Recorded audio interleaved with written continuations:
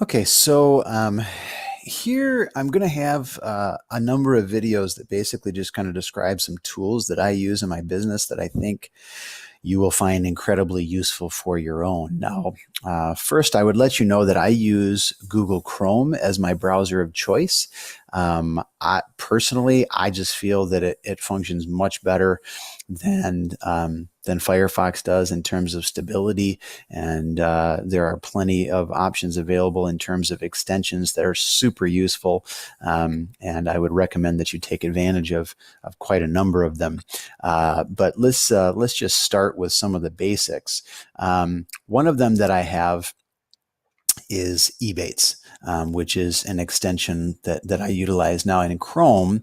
And a lot of these you could check if you use Firefox. You could check and see if many of these are available in Firefox. But I know that some of them, at least, are not.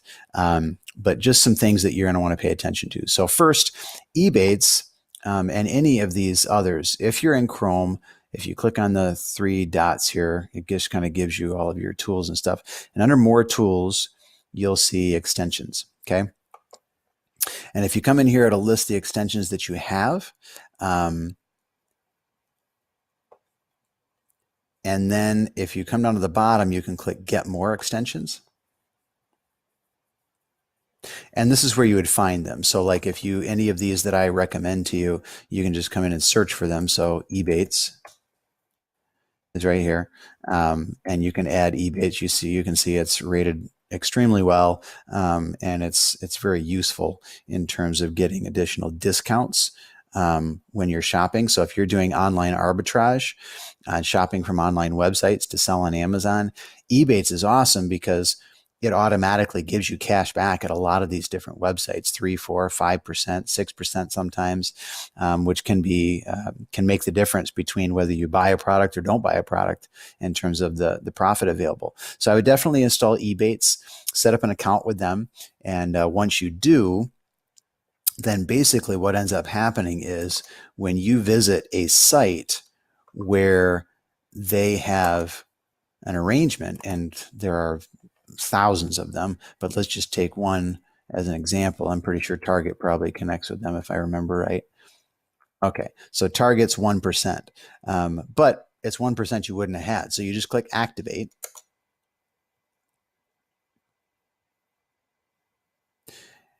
And now you're back at Target, and anything that you buy, Ebates is going to give you 1% back on it. Okay. And again, it can range anywhere from 1 to as much as 6 or 8%, depending on the time of year and which website you're on. So it's just easy money. No reason not to do that. I've mentioned this in other videos, and this isn't an extension, but it is a tool that I use. Gift Card Granny. Just go to giftcardgranny.com. This is where you can find deals on gift cards and at a percentage off that sometimes make it worth purchasing. So here, TJ Maxx, if you were to shop, okay, so it brought me straight to Gift Card Kangaroo, which wasn't exactly what I wanted to do here.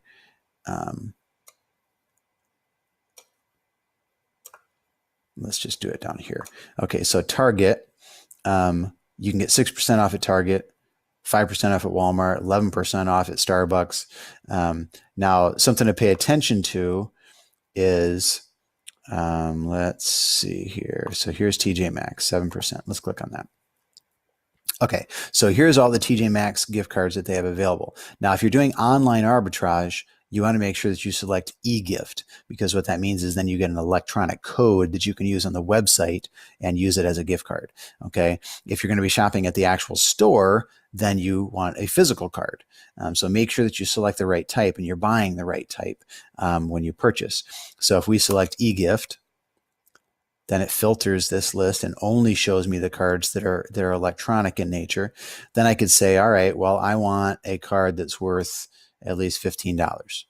Well, then it will sort that way.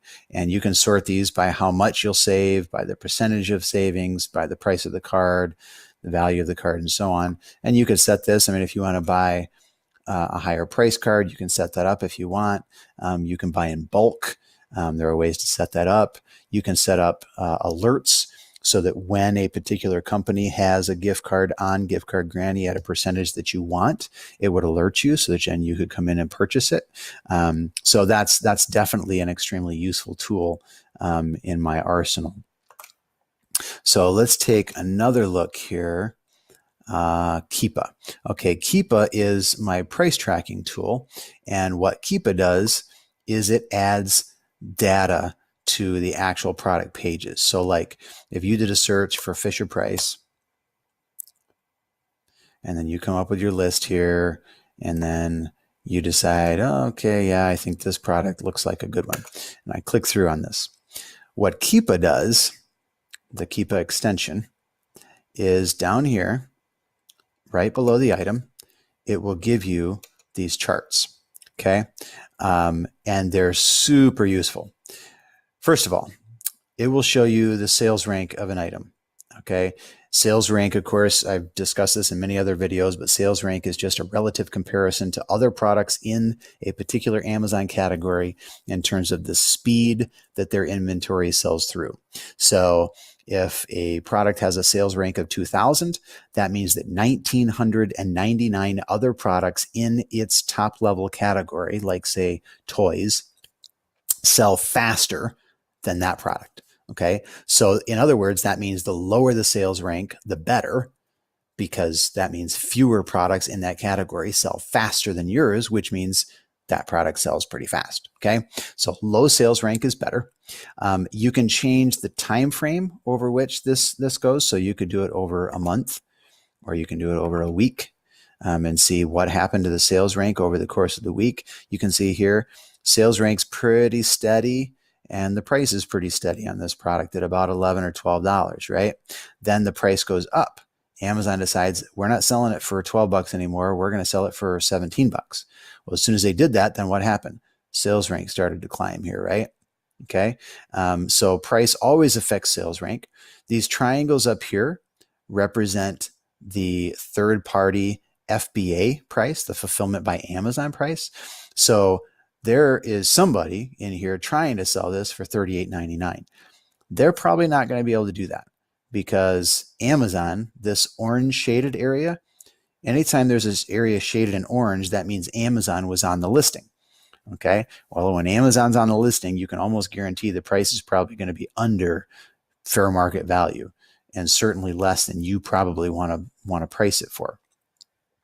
This is the new third-party FBM, this blue box here. FBM being fulfillment by merchant.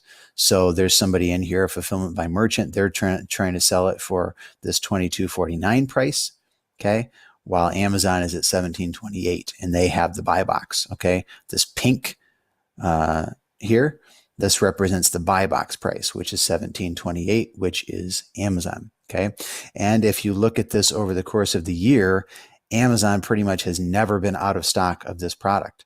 So that means you're probably not going to sell it for this highball price up here. It's just not going to happen because Amazon's not going to go out of stock and they're not going to give you the buy box at that price. Okay. So Keepa gives you all that information. It tells you when Amazon was in stock, what their price was, what the buy box price was, what the lowest FBA seller's price was, what the third party FBM seller's price was. In case I didn't mention it, it, of course, tracks the sales rank, which I know I mentioned earlier. And you can see these peaks and valleys are basically, when pricing changed or when sales occurred or whatever. This chart down here is tremendously useful because this will tell you how many sellers have been on this listing over the course of whatever period it is. So let's say it's over 3 months. You can see that generally speaking, there are about 12 to 15 people on this listing. Although there must have been some sort of an online sale recently or something, because now there's been people jumping on and now you got more like 14 or 15 people. There's some additional sellers coming in. But this tells you how many people you might be competing against when you're selling on Amazon. How many other sellers are on this listing? Now, of course, you don't care about all of them. You only care about the ones that are selling it for a price similar to what you want to sell it to, right? Or similar or less than. So here, if you go to, and this isn't a tool, but just a reminder, this is where you find out how many people are you actually competing against. if I want to sell this product for $24, then anybody who sells this product for less than $24 is potentially a competitor. But if I'm a fulfillment by Amazon seller, then in reality, unless they're a lot lower, the fulfillment by merchant sellers are not actually competition. So in this case, even though there's like 15 people on here, there's only one FBA seller. And technically, they're not even FBA. They are Amazon. It's Amazon.com. But anytime you see Prime, that means they're an FBA seller. That means Amazon is fulfilling the orders and you're directly competing against them. Okay. So in this case, basically Amazon is your competitor. But if you want to sell it for $24, that ain't happening. Because again, remember, Amazon hardly ever goes out of stock. Now, let's assume Amazon was not on this listing. Well, then, of course, all these people become your competition. And because they're fulfillment by merchant, you can probably sell this for $2 or $3 more than they do and still maintain the buy box because you are an FBA seller. And as long as your metrics are good, you will beat these guys in the buy box. Okay. And so if you wanted to sell it for $24, you could, and you would likely hold the buy box the entire time because everybody here is within, a couple of bucks of that. And so you'd probably get the buy box, which means that it doesn't matter that there's 15 sellers on this listing. You're the only guy that matters if that's the price that you're going to sell at. Okay. So Keepa is tremendously useful as a research tool on here, for getting that information. Now, interestingly enough, they also show other information. So they show the rating for the product. So if we want to take off the new offer count and just show the ratings, well, right now the rating for this product has been 4.4 and it stayed pretty steady over the last 3 months. You can also see how many reviews. So take off the rating and show the reviews. It's had 39 reviews for the last 3 months, which means they don't get a whole lot of reviews. But there are other products where this would fluctuate a lot more. And that can be useful information for other things. Not necessarily so much for retail arbitrage or online arbitrage, but it can be very useful once you move into some of the other mechanisms or methods of selling on Amazon. Okay, so that's another tool that I use that it's incredibly useful. This one here, Amazon Seller Browser, is what does this. Let me go back to the search page. And it's also a free, all three of these are free extensions. They don't cost you anything. On this page, if I didn't have this extension enabled, if I disable it,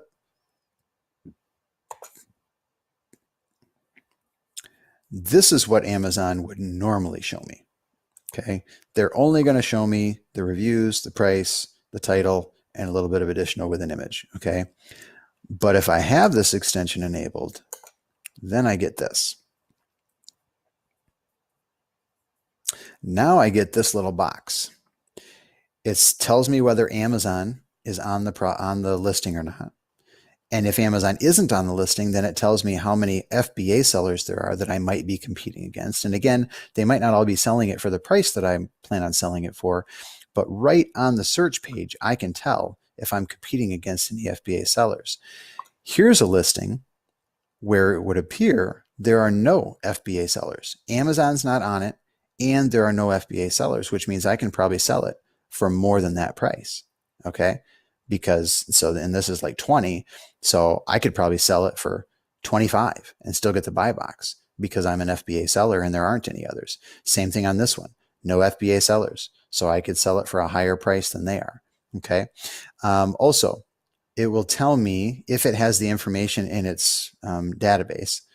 So this is the sales rank, best seller rank history, which is the same as saying sales rank. So I can see that on this page without having to click through to the listing. I can check price history.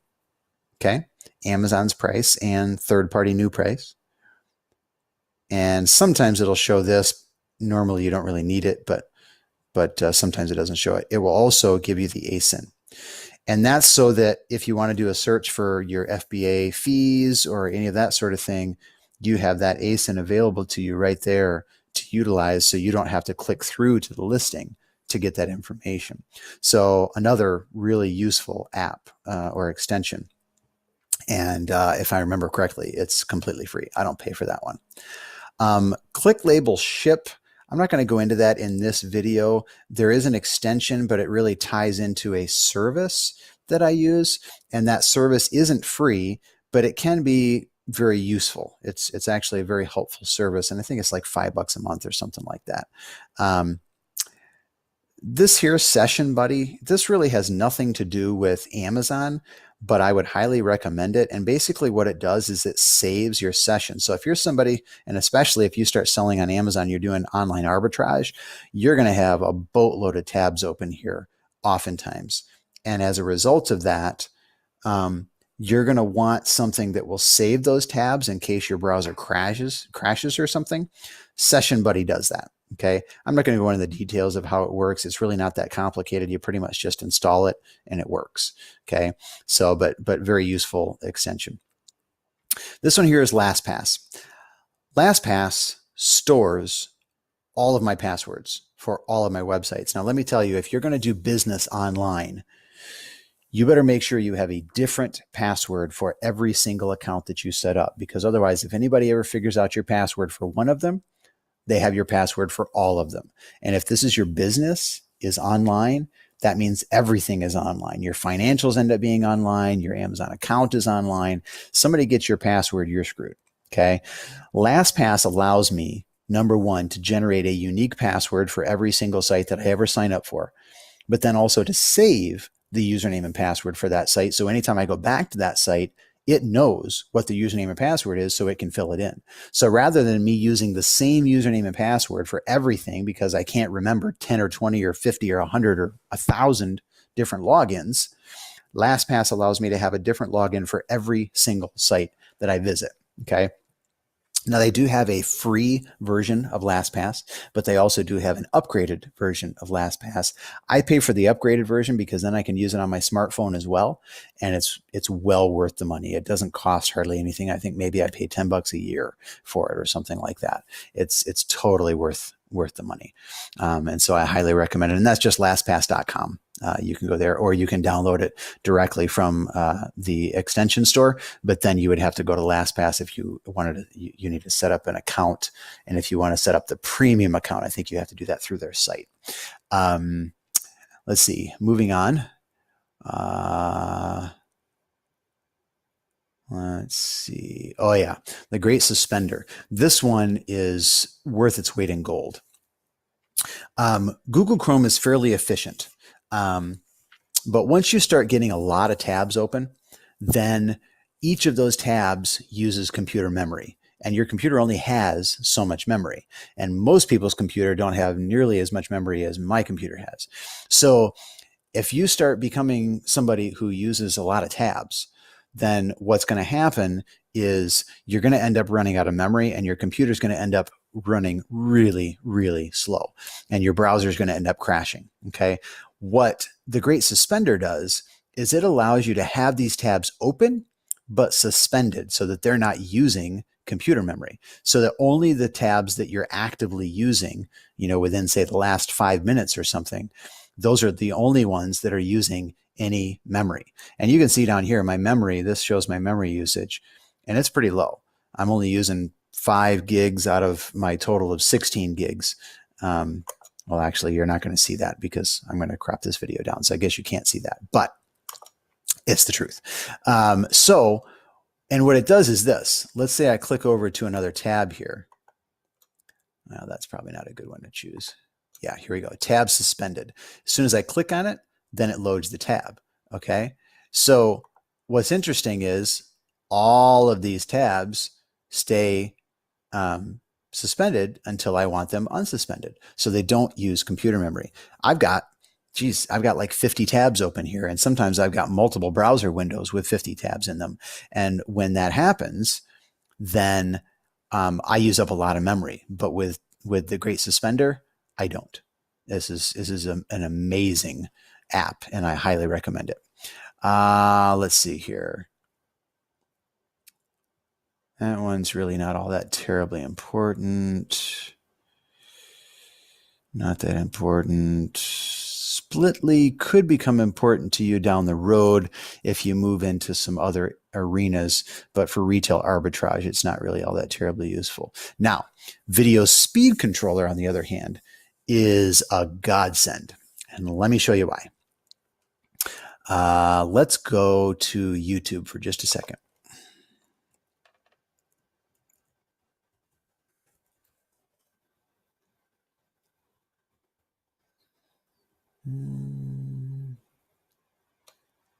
It really doesn't matter. Just choose anything. Okay. So in case the sound is running for you, I'm going to mute that. Okay. So this video, or any video, plays at a certain speed. And we both know that there's only so much time in a day. And one of the things that really saves me a lot of time is I watch a lot of YouTube videos for information. You know, I'm learning just like you're learning. I'm just learning different things. I've moved past where you are, and now there's new things that I want to learn and things that I want to discover. And YouTube is terrific for that, as well as other videos online. But one of the things about it is it can be incredibly slow, especially if the guy who did the video or lady who did the video is a slow talker. And you know what I mean.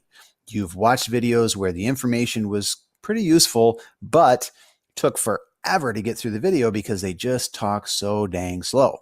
Now, YouTube does have on some videos, and it doesn't seem to show up for all of them, but they do have a speed option where you can change this yourself in here. And so even if you don't download the extension, if you're watching YouTube videos, you can speed up a video. And I will tell you that when you first try this, it's going to be really weird because the person starts sounding a little bit like a chipmunk and they speak really fast. But your brain really acclimates to it pretty quickly. And if there's a portion where you're going, hey, wait, I didn't quite catch that, you can always pause it and rewind a little bit and rewatch that part. But for the most part, I watch every video that I watch these days at about 150% the normal speed. I watch it at 1.5. Sometimes I might even watch it as much as 2 times. The nice thing about the extension is that I don't have to go down to the settings, and this works on other websites and other videos that aren't even YouTube videos. It doesn't work on all videos, but it works on most. But right up here, if you just hover over whatever the video is, this will show up, and it shows that you're running it at 1.0. That means at normal speed. Now, I can increase this in 0.1 increments, and I can put it as fast as I want. I mean, I can put it up to, you can see how fast this guy's talking when I put it up here, right?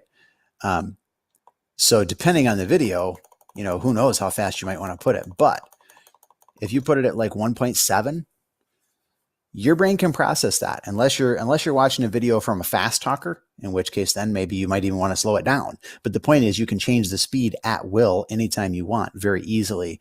And this is especially useful for tutorial videos like you're watching on this site right now, which is why I'm showing you this, because I want you to download it and install this extension so that you can use it and speed the process of getting through these tutorials. So, and again, that is Video Speed Controller. And I think there are some other apps that might do that too, but I've used this one for quite a while and it just flat out works. In fact, I've even used it to watch Amazon Prime videos on my computer at a higher speed, depending on what the video was. Sometimes that can be useful. And again, your brain acclimates to it pretty quick, so it really doesn't affect your viewing of the movie. You might not be watching it at 1.7. You might watch it at maybe 1.3 or 1.4, but still takes a 2-hour movie and turns it into possibly an hour and a half movie. So, so then this is a paid service that I use, so I'm not going to go into that. This also is a paid service. Form recovery. This is kind of an important one too. So I don't know if you pronounce that Typeo, I guess. I don't know. But and there are a number of products out there that do this, but this one seems to work fairly well. But what it is it's basically a way so that, let's say you're filling out a form online and all of a sudden your browser crashes. What happens then is if you go back to that form, ordinarily, you'll have to fill it all out from scratch. But instead, if you have this extension installed, this Typeo form recovery extension, what'll happen is if you hover over any field on the form, over on the right-hand side of that field, there'll be a little option to choose that will allow you to either fill just that field or the entire form. Whatever you have filled up until that point, it will refill the fields on that form. And I can't tell you the number of times that this has saved my butt when my browser crashed or something, and I had this giant form that I hadn't been filling out, and then all of a sudden it's gone. Incredibly useful. So highly recommended. Let's see. That you might need at a later date, but probably don't need now. Yeah, I don't think any of the rest of those are particularly things that you necessarily need. So in terms of extensions, browser extensions, I think that pretty much sums up what I use and what I think are the most valuable options for you. So hopefully that proved useful to you. I hope maybe you can download a few of those and use them for yourself. And I guess we'll move on to some other services and resources that I use. Thanks a bunch. Bye.